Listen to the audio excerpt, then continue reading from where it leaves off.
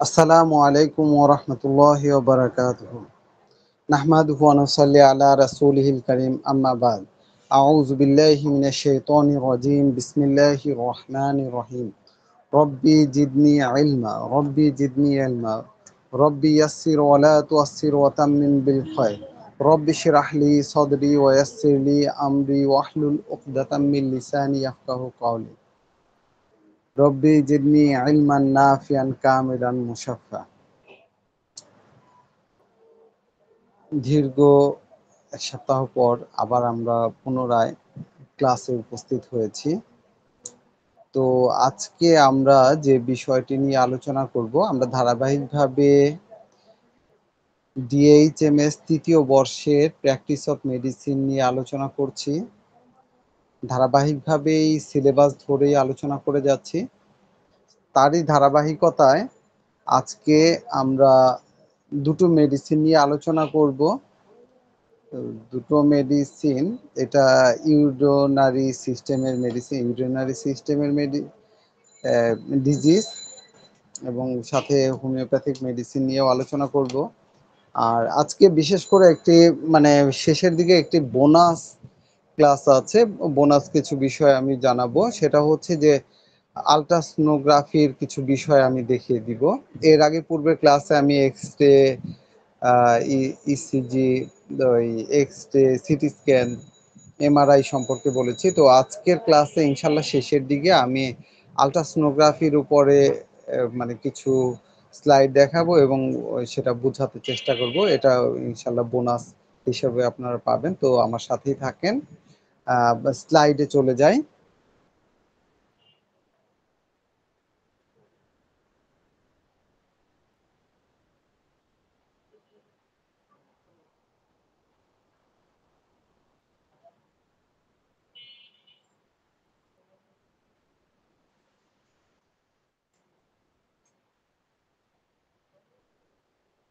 আচ্ছা, আমি এইটা দিয়ে শুরু করে তারপরে আমি আবার এসে যাই। আচ্ছা, আপনারা ইউরিনারি সিস্টেম সম্পর্কে তো জানেন যে ইউরিনারি সিস্টেমটা কি। ইউটিআই, এই কথাটা শুনেছেন না এর আগে? বা আপনারা চিকিৎসা করতে গেলে প্রায়ই এই শব্দটা পাবেন, ইউরিনারি ট্র্যাক্ট ইনফেকশন বা ইনফ্লামেশন। এই কথাটা আপনারাও বহু জায়গায় পাবেন, আপনারা বিশেষ করে প্র্যাকটিস করতে গেলে যখন রোগী দেখতে যাবেন তখন। তো সেটা জানার আগে আমাদের আসলে জেনে নিতে হবে এর অ্যানাটমি। আমরা এর পরেও বলবো, এই যে ছবি থেকেই আমি এই ইউরিনারি সিস্টেমের অ্যানাটমিটা বলে দিচ্ছি। একদম প্রথমেই উপরে আমরা কিডনি সম্পর্কে এর আগে ক্লাসে বলেছি যে প্রথম এটা কি হচ্ছে কিডনি। কিডনি কি করে? আমাদের রক্ত থেকে প্রয়োজনীয় অংশগুলো ছেঁকে আবার রক্তে ফিরিয়ে দেয় এবং অপ্রয়োজনীয় অংশ ছেঁকে ইউরিন রূপে মানবদেহ থেকে বের হয়ে যেতে সাহায্য করে। এটা এক ধরনের ফিল্টার হিসেবে কাজ করে। আমাদের ইউরিন বা প্রস্রাব বা মূত্র তৈরি হয় এই কিডনির মাধ্যমেই। এখানে অসংখ্য নেফ্রন আছে যেটা ছাঁকনি হিসেবে কাজ করে। তো কিডনি সম্পর্কে জানলাম, কিডনি কি। এরপরে যে কিডনি যেই রাস্তা দিয়ে, যেই পথ দিয়ে ইউরিনারি ব্লাডারে প্রেরণ করে, এর নাম হচ্ছে ইউরেটার। দুই পাশে দুইটা কিডনি থেকে ইউরিনারি ব্লাডারে দুটো চিকন সরু নালীপথ এসেছে। এই দুটো নালীপথকেই বলা হয় ইউরেটার।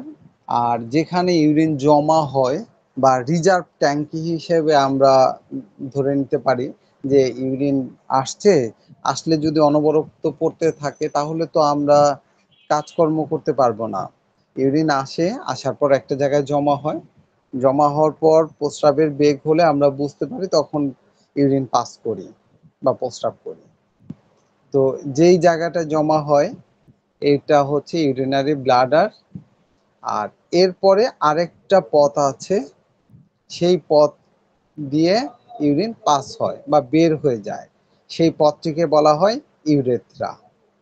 তো আমরা তাহলে জানলাম ইউরিনারি সিস্টেমের টোটাল যে অর্গানগুলি আছে সেই অর্গানগুলি সম্পর্কে। ম্যাডাম একটু বলবেন যে এই মানে ইউরিনারি সিস্টেমের সাথে সম্পৃক্ত কি কি অর্গান আছে?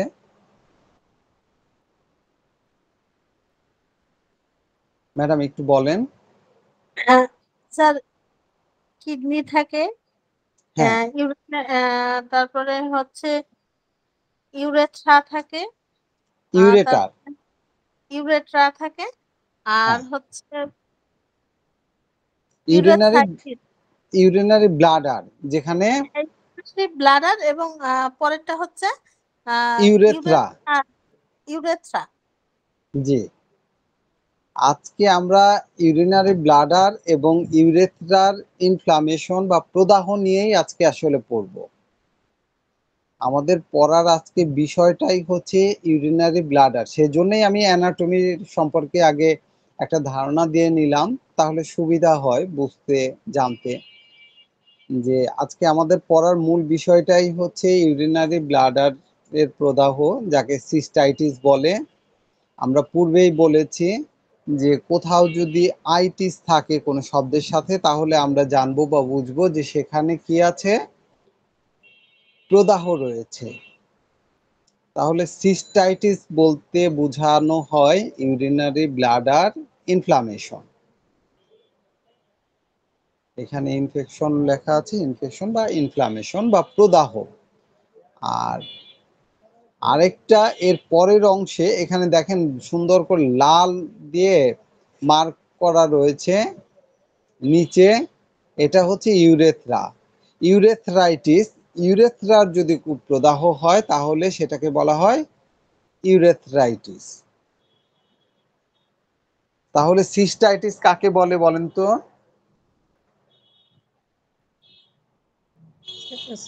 স্যার, ইউরিনারি ব্লাডারের প্রদাহকে সিস্টাইটিস বলে। জি, আচ্ছা, তাহলে আমরা জেনে নিলাম যে সিস্টাইটিস কাকে বলে। সিস্টাইটিস হচ্ছে ইউরিনারি ব্লাডার, এই ব্লাডারের প্রদাহকেই আমরা কি বলি, সিস্টাইটিস। এখন আসি যে কেন এই অবস্থাটা হয়, এর কারণ কি। আমরা তো জানলাম যে যদি ইউরিনারি ব্লাডারের প্রদাহ হয় তাহলে সেটাকে আমরা বলবো সিস্টাইটিস। তো এর কারণ আছে না? কি কারণ বলতে পারবেন? স্যার, মানে কি বললেন, রিপিট প্লিজ, আমি বুঝতে পারি নাই।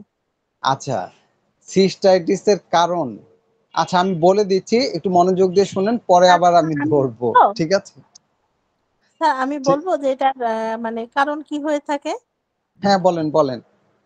স্যার, যারা অতিরিক্ত মানে তীব্র জাতীয় কোনো কিছু খায়, বা কোনো কারণে আঘাত লেগে গেছে, ঠান্ডা লেগে গেছে, বা বিভিন্ন ভাইরাস ব্যাকটেরিয়া কারণে, মানে ইনফেকশনের কারণে হতে পারে, টাইফয়েড, যক্ষা, কৃমি, তারপরে হচ্ছে মূত্রাশয় বা পাথরি, বা যদি তাদের মূত্রাশয়ের যদি সংকোচন হয়ে থাকে, বা প্রোস্টেট গ্ল্যান্ড বৃদ্ধি হয়ে থাকে, বা অনেক দিন ধরে ক্যাথিটার দিয়ে হয়ে থাকে, সেই ক্ষেত্রে তাদের এই প্রবলেমটা হয়ে থাকে। ধন্যবাদ। খুব সুন্দর কথা বলেছেন। হ্যাঁ, মূলতই এর বাইরেও কিছু কারণ আছে। তো যেই কারণগুলি বললেন এটাই হচ্ছে কমন কারণ, যে প্রচুর পরিমাণে মনে করেন যে মরিচ, আহার, শুধু মরিচ না, উগ্র জাতীয় যে কোনো খাবার যদি খায় তাহলে যেহেতু এটা ছেঁকে বের করে, এমনকি উগ্র ঔষধ, আপনার মাদক দ্রব্য, এগুলিতেও আপনার প্রদাহ তৈরি করতে পারে। তো আমরা মোটামুটি জেনে নিলাম যে কি কারণে হচ্ছে যে ই হয়, টাইফয়েড যদি কারো হয়, যক্ষা হয়। এরপর জীবাণুর মধ্যে স্ট্রেপ্টোকক্কাস, স্ট্যাফাইলোকক্কাস, গনোকক্কাস। গনোকক্কাস হচ্ছে গনোরিয়া আছে না, যেটা এক ধরনের ভেনারেল ডিজিজ বা যৌন রোগ। এই গনোকক্কাসের কারণেও এখানে প্রদাহ হতে পারে। এছাড়া বি কলাই, এরকম অনেক কিছু, কৃমি একটা কারণ হতে পারে। আরেকটা বিষয় আছে যে কোনো কারণে যদি মূত্রাশয়, কিডনিতে পাথর হয়, তো তো সেই পাথরের কারণে পাথর উপর থেকে নিচে নেমে এসেও অনেক সময় প্রদাহ হতে পারে। তাহলে আমরা মোটামুটি কারণ জানলাম। এরপরে লক্ষণগুলি বলতে পারবেন ম্যাডাম, কি কি লক্ষণ থাকতে জি পারে? স্যার। স্যার হ্যাঁ এদের বল। হচ্ছে যখন বাথরুম করে তখন তীব্র একটা বেদনা হয় এবং বারবার বাথরুম করার একটা টেন্ডেন্সি দেখা যায়, এবং যখন বাথরুম করতে যায় তখন তাদের অল্প পরিমাণে বাথরুম হয়, সেটা হচ্ছে পুজময় হয়, এবং কখনো কখনো রক্তযুক্ত মূত্র মানে ত্যাগ করতে পারে। কিন্তু এই সময় যখন তাদের ইনফেকশনটা দেখা দেয় বা এরকম বারবার হতে থাকে, তখন তাদের দেখা যায় যে গায়ে জ্বর চলে আসছে, এবং তাদের মানে ব্যথাটা তীব্র আকার ধারণ করে, এবং শুন। তাদের যখন হ্যাঁ বলেন বলেন, শুনছি। যখন তাদের এই ব্যথাটা তীব্র আকার ধারণ করে, তখন তারা আস্তে আস্তে এটা হচ্ছে তারা মানে দুর্বল হয়ে যায়, এবং তাদের সে সময় জ্বর দেখা যায়, বমি দেখা যায়, হিক্কা দেখা যায়, এইসব মানে দেখা যায়। আবার তাদের দেখা যায় যে প্রসবের সময় মানে তাদের প্রসাবটা ঘোলা এবং বন্য হয়ে গেছে, এবং প্রসাবের সাথে সাথে যে মাঝে মধ্যে মানে পুজ এবং রক্ত দেখা যায়। ধন্যবাদ স্যার। হ্যাঁ, খুব সুন্দর করে বলেছেন। আহ, আপনি একটু পড়ে এসেছেন, সুন্দর। মানে এরকম পড়ে আসলে আসলে মানে তখন পড়াতেও ভালো লাগে, সুন্দর হয়। যে আমরা তাহলে লক্ষণগুলো প্রথমেই হচ্ছে, আমরা যে কোনো জায়গায় প্রদাহের প্রধান লক্ষণ কি জানেন? ব্যথা।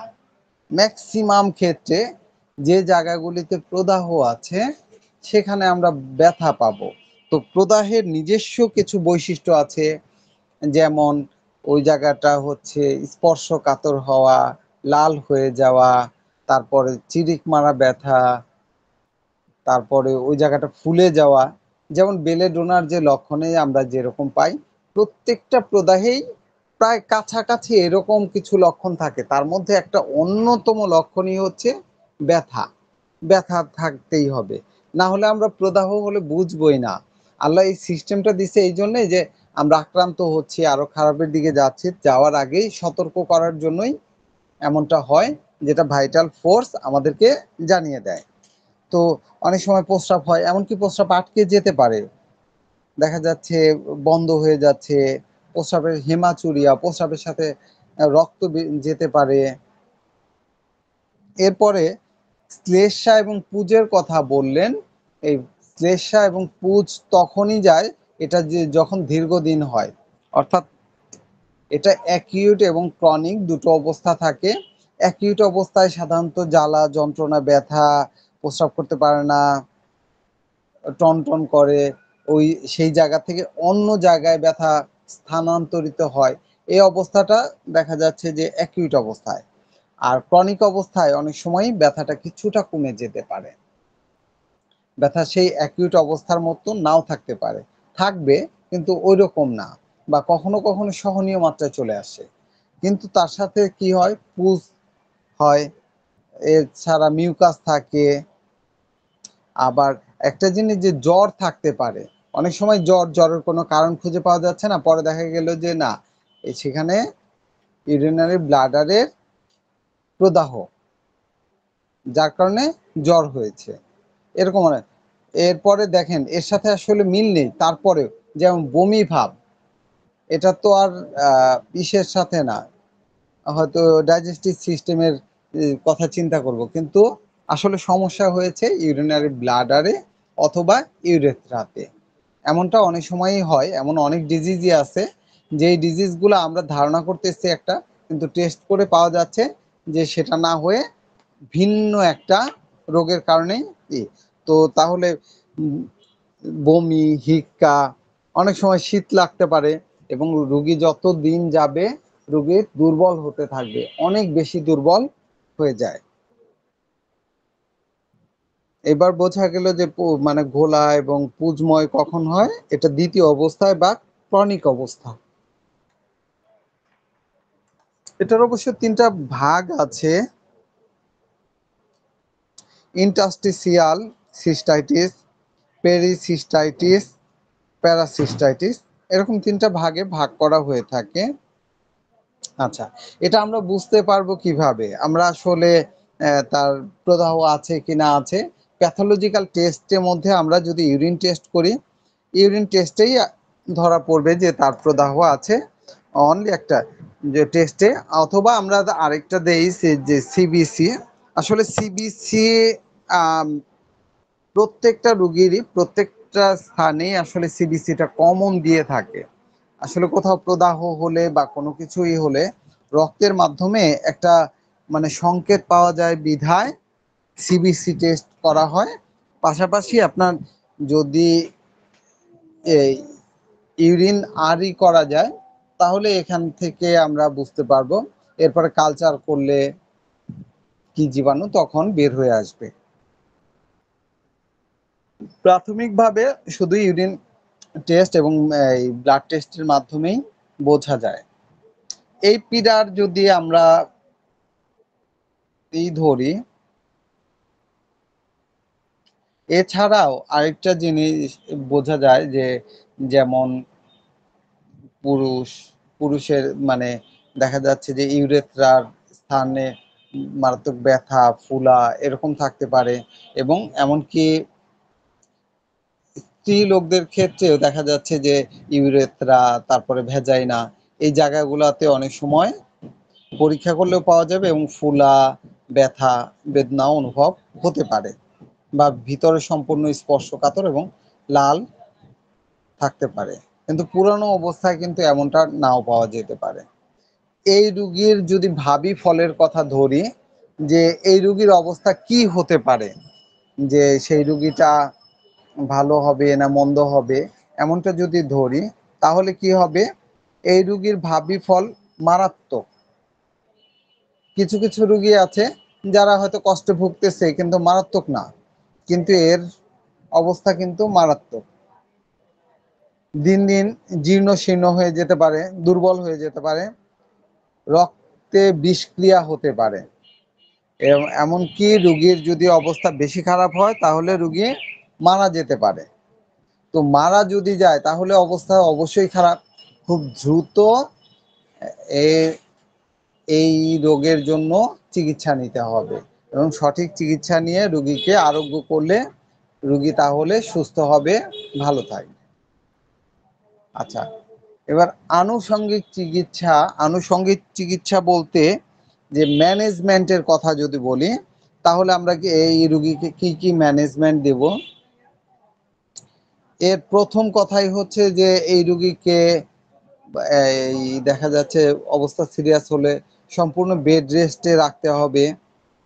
সব ধরনের মানে উগ্র জাতীয় খাদ্য তাকে পরিহার করতে হবে। পানি একটা নির্দিষ্ট পরিমাণে খেতে হবে, অনেক বেশি খাওয়া যাবে না, আবার একেবারে কমও খাওয়া যাবে না। আনুমানিক 2-2.5 লিটার 3 লিটার এরকম একটা পর্যায়ে থাকতে হবে। তারপরেও রুগীর অবস্থা বুঝে পানি কম বেশি করা যেতে পারে, বা গরম, রুগীর উচ্চতা, এই বিষয়গুলোর উপরে দৃষ্টি রেখে। তীব্র এবং গুরুপাক জাতীয় খাবার অবশ্যই বর্জন করতে হবে। তবে হালকা শীতল পানি এবং কাঁচা বিশুদ্ধ ফলের জুস খাওয়ানো যেতে পারে। তবে সেটা খুবই দেখা যাবে যে খুব কড়া না, খুব হালকা এমন জাতীয়। অনেক সময় আগের দিনে যেমন মিষ্টির পানি খাওয়ানো হতো, এখন গ্লুকোজ, মিষ্টির পানি, এগুলি আসলে এখন ডায়াবেটিস বা অন্য সমস্যা থাকাতে এই যে বিষয়গুলো এখন মানে ছেড়ে দেওয়া হয়েছে। এরপরে দেখা যাচ্ছে যে ইসবগুল ভিজানো পানি, এটা অনেক সময় ভালো কাজ করে।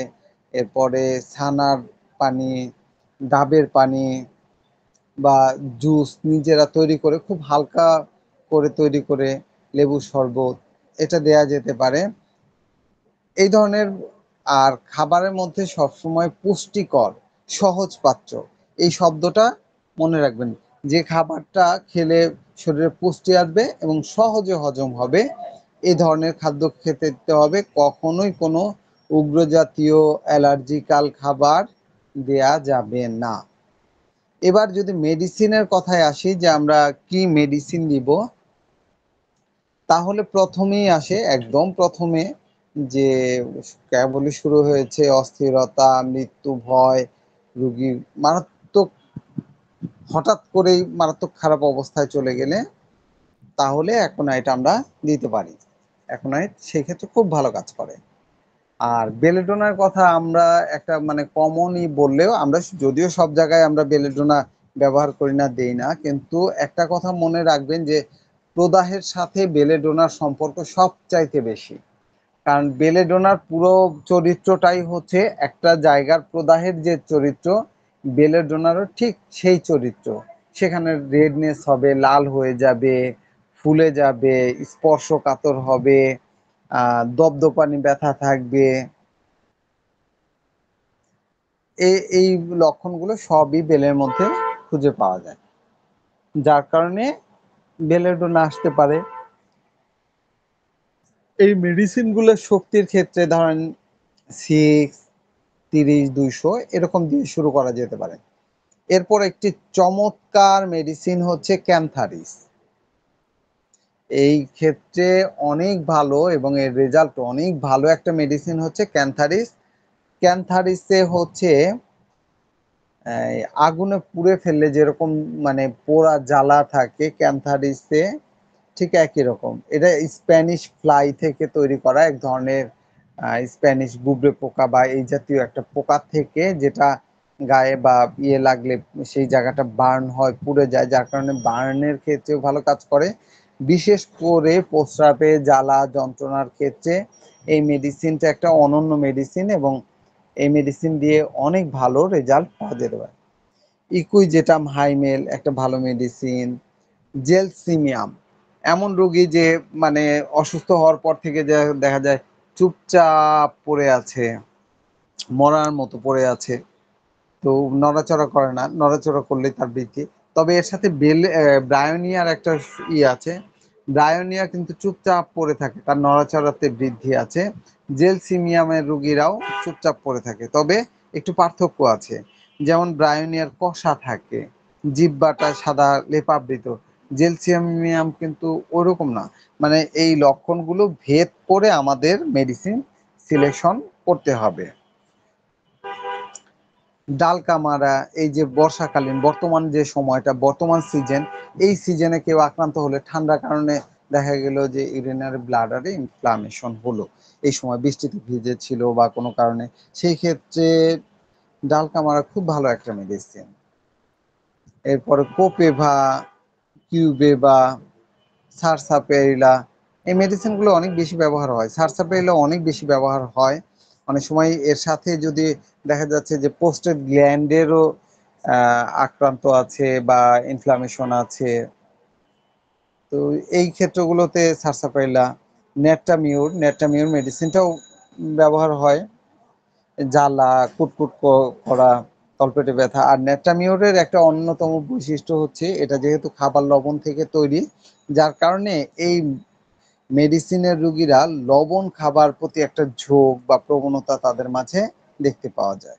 এরপরে লাইকোপোডিয়াম, ডান পাশে যদি আক্রান্ত হয় তাহলে লাইকোপোডিয়াম একটা ভালো মেডিসিন। অ্যাসিড নাইট্রিক অ্যাসিড একটা ভালো মেডিসিন, কিন্তু এর প্রস্রাবে ক্ষয়, দুর্গন্ধ থাকে এবং দেখা যাচ্ছে যে বিশেষ করে সংযোগ স্থল যেমন ঠোঁট বা যে জায়গায় দেখা যায় মিউকাস এবং এমনি ত্বকের সংযোগ হয়েছে, এই জায়গাগুলোতে ফাটা থাকে, প্রস্রাব ত্যাগে শীতলতা থাকে, জ্বালা থাকে, যন্ত্রণা থাকে এবং এমনকি প্রস্রাবে রক্ত থাকতে পারে বা হিমাচুরিয়া থাকতে পারে। প্যারেরা ব্রাভা এটা একটা ভালো মেডিসিন। টেরিবেনথিনা একটা ভালো মেডিসিন। তারপর থুজা, অনেক মেডিসিন আছে, আমি অল্প কিছু মেডিসিনের নাম আসলে উল্লেখ করছি এটা পড়ার জন্য বা বোঝার সুবিধার্থে। আপনারা ম্যাথমেটিকা বেশি করে পড়বেন, পাশাপাশি প্রয়োজনীয় রেপারেটরি সহযোগিতা গ্রহণ করবেন, তাহলে আমরা সঠিক মেডিসিন সিলেক্ট করতে পারবো। এর থুজা, সালফার, ইউভেভা, আরসি, সিপিয়া। সিপিয়াটা বিশেষ করে মহিলা রোগীদের ক্ষেত্রে একটা ভালো মেডিসিন, পুরুষদের ক্ষেত্রেও হয় কিন্তু মহিলাদের ক্ষেত্রে এটা কিন্তু একটা বিশেষ বৈশিষ্ট্য আছে। এই সিপিআর মহিলারা পুরুষদের গঠন বা পুরুষদের আকৃতি, এরা মেয়েলি গঠন থাকে না, শরীরের যে শেপটা এটা পুরুষালী শেপ থাকে, হিংসুটে থাকে। এমনি স্বামী দূরে থাক এটা সে পছন্দ করে না, কিন্তু কাছে থাকলে ঝগড়া করে। পালসেটিলা খুব নম্র ভদ্র, মেয়েদের যতগুলো গুণ আছে সহজেই কান্না করে, মানে মেয়েদের গুণান্বিত বা বৈশিষ্ট্যপূর্ণ যে আছে পালসেটিলা সেই ক্ষেত্রে খুব ভালো একটা মেডিসিন, ভালো কাজ। কেলিবাইক্রম আছে, এর একটা হচ্ছে স্রাবগুলো দড়ির মতো। হায়াসিয়ামাস একটা ভালোই, তবে এর মানসিক একটা লক্ষণ আছে যে সে হচ্ছে তার মানে লজ্জাস্থান উন্মুক্ত করে দেখানোর একটা প্রবণতা থাকে মানসিকভাবে। ক্যানাবিস ইন্ডিকা এটা একটা মেডিসিন, এটা গাঁজা থেকে তৈরি। এটা সে মনে করেন নিজে রাজা বা একটু নেশাগ্রস্ত ভাব তার মধ্যে চলে আসে, যে আক্রান্ত হয়ে যদি তার মধ্যে এই ধরনের মানে ক্যানাবিস ইন্ডিকার লক্ষণগুলি পাওয়া যায় তাহলে সেই ক্ষেত্রে দিলে খুব ভালো কাজ করে। শ্লেষ্মাযুক্ত আর্সেনিক অ্যালবাম একটা ভালো মেডিসিন, যেটা জ্বালা যন্ত্রণা বিভিন্ন সেই অ্যাপিসমেল যদি শরীরে পানি এসে যায়। যাক, অনেক মেডিসিনের কথা বলেছি, আর মেডিসিনের কথা খুব বেশি বলবো না, কারণ হচ্ছে যে মেডিসিন আলোচনা করতে করতেই সময় চলে যাচ্ছে। তো এই হচ্ছে রোগীকে ফলো আপ করতে হবে। আমরা ইউরিনারি ব্লাডারের পড়েছি, আমি পরে ছবি দেখাবো, ছবি নিয়ে আলোচনা করব। আমি মানে আগে পড়িয়ে যাচ্ছি, তারপরে দরকার হয় একটা একটা করে আমি ছবি নিয়ে আলোচনা করব। আর দুটো যেহেতু কাছেই একই রকম, মূত্রনালীতে যদি প্রদাহ থাকে তাহলে এটা ইউরেথ্রাইটিস, এই যে নিচের অংশটা এখানে।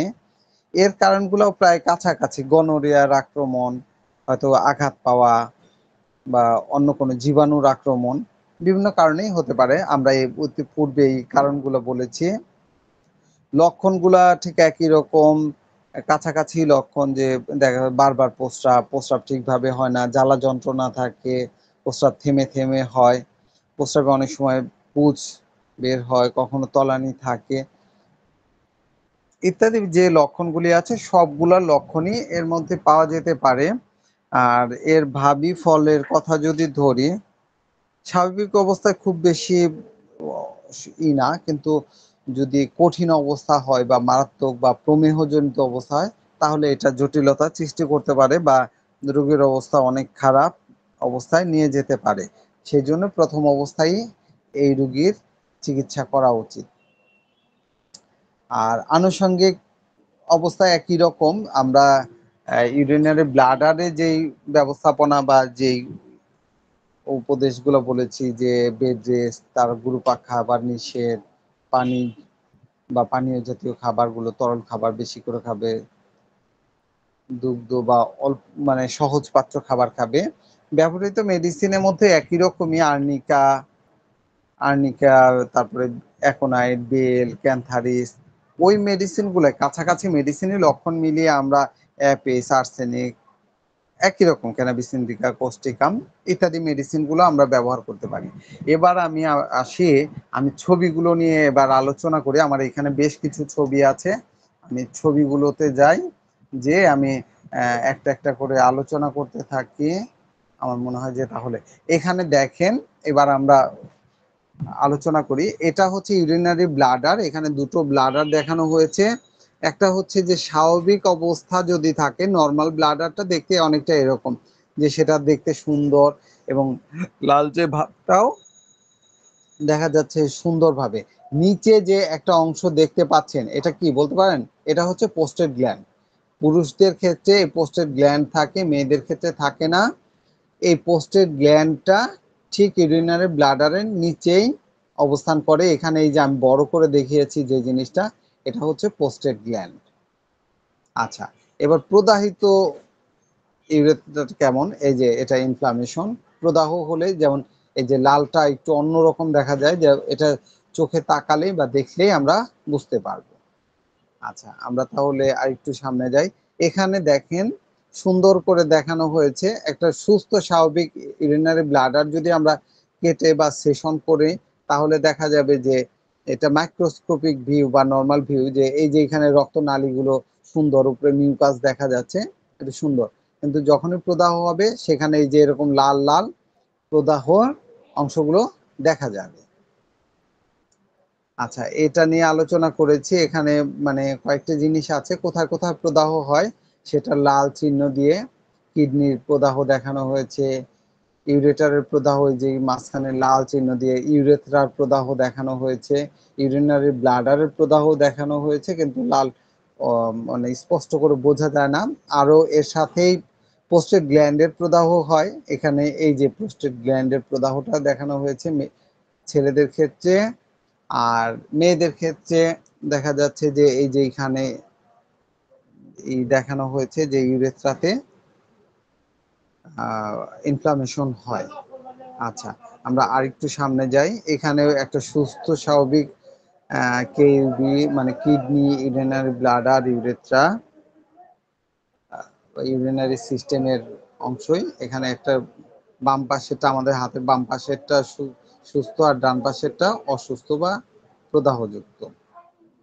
আচ্ছা, এখানেও দেখানো হয়েছে ইউরিনারি ট্র্যাক্ট ইনফ্লামেশন একদম প্রত্যেকটা। এটা হচ্ছে ইউরিনারি ব্লাডারটা, এই যে এরকম, এটাই হচ্ছে আমাদের রিজার্ভ ট্যাঙ্কি যেখানে ইউরিন জমা থাকে। আর এই যে নিচের অংশটা ইউরেথ্রা, এখানে একটা জীবাণু দেখানো হয়েছে, ব্যাকটেরিয়া, সেটা ইউরেথ্রাতে ইনফ্লামেশন তৈরি করেছে বা প্রদাহ তৈরি করেছে।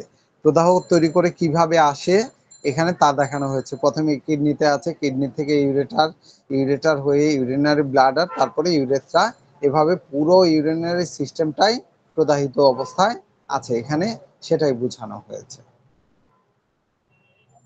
আর এই পাশে যেটা দেখানো হয়েছে এটা একদম সুস্থ সবল urinary bladder, kidney, ureter, urethra, এই অংশগুলো কেমন থাকে সেটা বোঝানো হয়েছে। আর এটা হচ্ছে যে এই যে মানে ওটা তো এমনি ছবি, মানব দেহের ভিতরে কিভাবে থাকে সেই অংশটুকুই এখানে সুন্দর করে দেখানো হয়েছে। Urinary kidney, ureter, urinary bladder, urethra. আচ্ছা, এটা এটা আরেকটু স্পষ্ট করে দেখানো হয়েছে। এটা একটা মেল মেলের এই মেল বা পুরুষের ইউরিনারি ব্লাডার সিস্টেম। একটা জিনিস খেয়াল করেন, এখানে কিন্তু ইউরেথ্রার লেন্থটা অনেক বড়, অর্থাৎ যে দিক দিয়ে প্রস্রাব বের হয় এই মূত্রনালীটা মেলের ক্ষেত্রে কিন্তু বেশ লম্বা নাই, যার কারণে তুলনামূলক মেয়েদের ক্ষেত্রে চাইতে ছেলেরা ইউরিনারি এই যে ইউরেথ্রার ইনফ্লামেশনে কম ভুগে বা মানে তুলনামূলক কম আক্রান্ত হয়। কিন্তু সেই তুলনায় এই যে এখানে ফিমেল, এখানে ইউরিনারি ব্লাডার থেকে ইউরেথ্রার লেন্থ হচ্ছে একেবারে কম, খুব অল্প।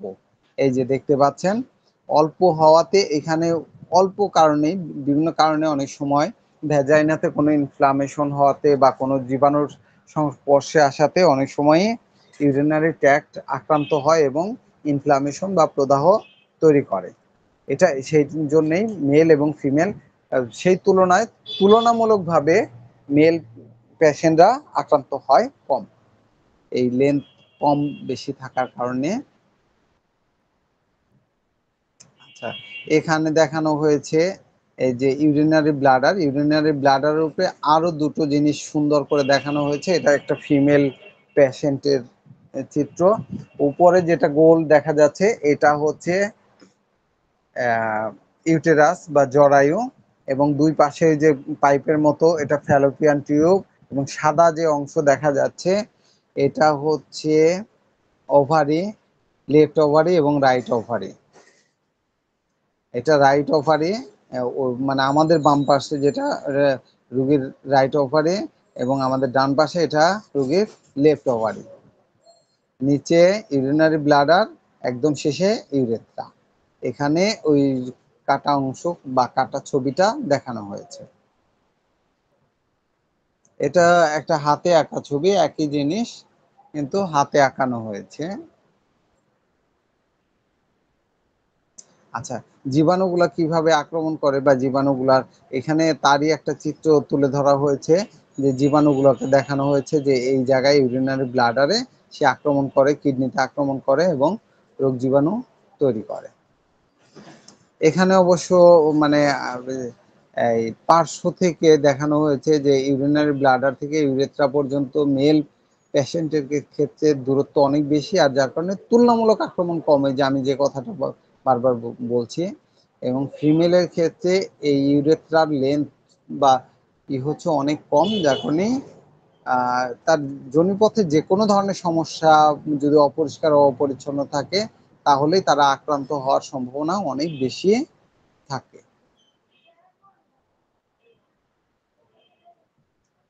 আচ্ছা, এবার আমি একটা কথা বলেছিলাম যে শেষের দিকে আমি আল্ট্রাসোনোগ্রাফির কিছু চিত্র দেখাবো বা বোঝাতে চেষ্টা করব।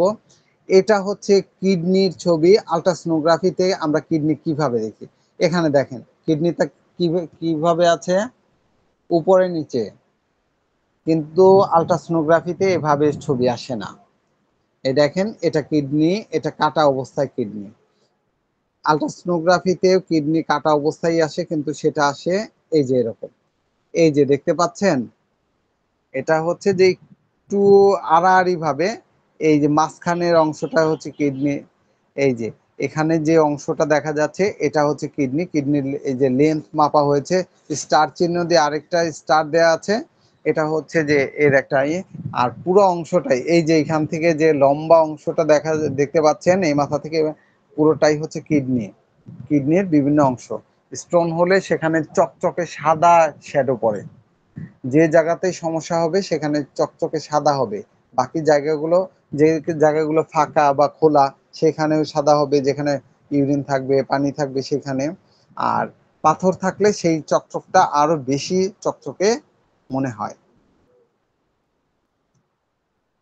আচ্ছা, এবার আসা যাক, এইখানে এই ছবিটা দেখতে পাচ্ছেন, মাঝখানে একটা কালো হোল, ব্ল্যাক হোলের মতো বা বিশাল মানে একটা কালো অংশ আছে, এটা হচ্ছে ইউরিনারি ব্লাডার। এটাকে যদি আমরা আল্ট্রাসোনোগ্রাফিতে দেখি, আল্ট্রাসোনোগ্রাফিতে আমরা যখন এই রোগী ডিটেক্ট করি বা কোনো কিছু, তখন এরকম দেখতে পাই। এর মধ্যে যদি কোনো প্রকার পাথর থাকে, এই যে নিচে একটা এই যে পাথরের মতো দেখা যাচ্ছে না, এটা সম্ভবত পাথর না, কারণ ওর নিচের অংশগুলো একটু অসমান বা অমসৃণ থাকে। এটা আরো পাথর হলে আরো চকচক করতো। তো এইটার মতোই এরকমই পাথর থাকে। এই যে এখানে আমি এই যে বড় করে যে দেখাচ্ছি এরকম, এটা হচ্ছে ইউরিনারি ব্লাডারের আল্ট্রাসোনোগ্রাফিক ভিউ। এবার আসা যাক এইখানে, এখানে কয়েকটা ছবি আছে। এটা এই যে কিডনি, এইখানে এই যে নিচের অংশটা কিডনি, এই যে কিডনি শেপের যেটা, আর এর সাথে মেলানো যে অংশটা আছে এটা হচ্ছে লিভার। এই যে লিভার লেখা আছে LIVER। কিডনি এবং লিভারের কালার প্রায় একই রকম, ওর স্ট্রাকচার একই রকম। যদি পার্থক্য হয় তখন ফ্যাটি লিভার বা অন্য কোনো কিছু। আর কিডনিতেও যদি চেঞ্জ আসে তাহলে ওই কালার দেখে বা ওর মসৃণতা দেখেই সাধারণত নির্ণয় করা হয়, রোগ নির্ণয় করা হয়।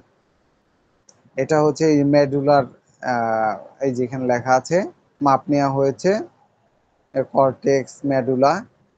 আচ্ছা, এবার এই পাশে আসি। এই যে এটা, এই কিডনিটার অবস্থা ভালো নেই, এটার অথবা ছবিটা ভালো আসেনি, এটা মানে অন্য সাইড থেকে নেওয়া হয়েছে, কিন্তু এই ছবিটা সুন্দর না। আর আল্ট্রাসোনোগ্রাফির রিপোর্ট সবচেয়ে ভালো হয়, যেই ছবি যত সুন্দর ছবি আসবে তত ভালো রিপোর্ট আসে। আল্ট্রাসোনোগ্রাফির এটা একটা বড় বৈশিষ্ট্য, যত মানে সুন্দর ছবি আসবে তত ভালো রিপোর্ট করা যায়। এই যে ইউরিনারি ব্লাডার এবার দেখতে পেয়েছেন নিচে,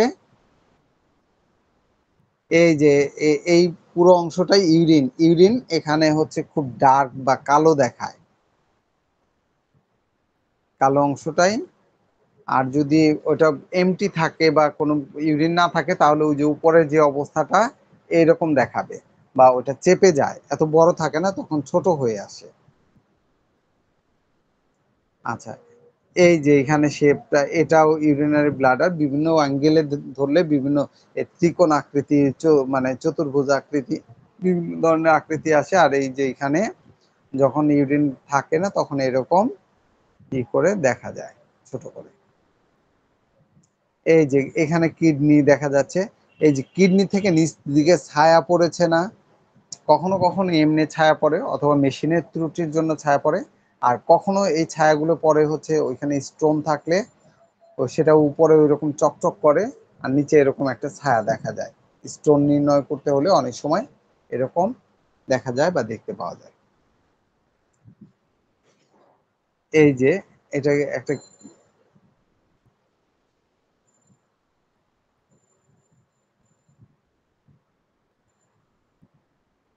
এই যে এখানে ডান কিডনি, কিন্তু ডান কিডনি থেকে স্টোন আছে সেটা বোঝানো হয়েছে। ছবিটা সুন্দর না, স্পষ্ট না, বড় করলে ফেটে যাচ্ছে। মানে আরো সুন্দর ছবি হলে, বেশি রেজুলেশনের ছবি হলে বড় করে দেখানো যায়। আচ্ছা, এই যে রেনাল স্টোন, ওই যে আমি বলেছিলাম যে চকচক করে, এই যে তীর চিহ্ন যে দেখা যাচ্ছে, রেনাল স্টোন হলে এরকম দেখা যায়। সেটা পরে মেশিনের মধ্যে মেপে দেখা যায় যে বড় না ছোট বা এর আকৃতি কেমন আলট্রাসোনোগ্রাফিতে। আর নর্মাল কিডনিটার ছবিটা এরকম থাকে, এখানে স্টোনালা এবং এই যে আলট্রাসোনোগ্রাফি, এই ছবিটা সুন্দর, যদিও কালো, সাদা কালো। এই উপরের অংশটা লিভার, এমনি আমরা লিভার কেমন দেখেছি, সাধারণত আলট্রাসোনোগ্রাফিতে লিভার উল্টা আসে, আলট্রাসোনোগ্রাফিতে লিভারের ছবিটা সবসময় উল্টা আসে। কিডনির ছবি এরকম আড়াআড়ি আসে। তো উপরেরটা হচ্ছে লিভার, নিচেটা কিডনি। এই যদিও সাদা কালো, কিন্তু ছবিটা খুব সুন্দর এসেছে, অনেক সুন্দর, স্পষ্ট বোঝা যায়, অনেক সুন্দর একটা ছবি। এরপরে আমরা তার পরের ছবিতে এখানে যেতে পারি। তার পরের ছবিটাও অনেক সুন্দর।